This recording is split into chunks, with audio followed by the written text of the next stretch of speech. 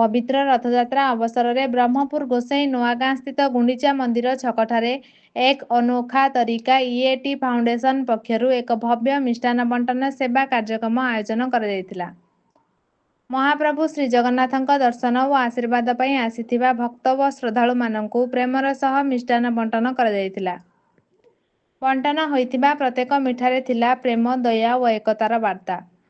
भक्त माननक मुहरे हस देखि फाउंडेशन कार्यकर्ता माने अनुभव करथिले जे निष्काम भावरे मानव सेवा ही सबुठारु बड़ पूजा। महाप्रभु श्री जगन्नाथଙ୍କ अपार कृपा समस्तଙ୍କ जीवन में शांति सुख सुस्थता और समृद्धि आनिदेउ बोली फाउंडेशन कार्यकर्ता प्रकाश करिसंती।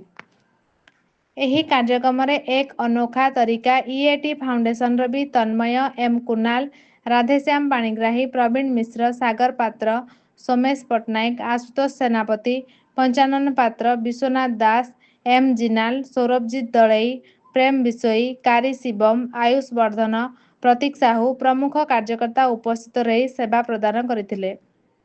सुनील कुमार साहू रिपोर्ट।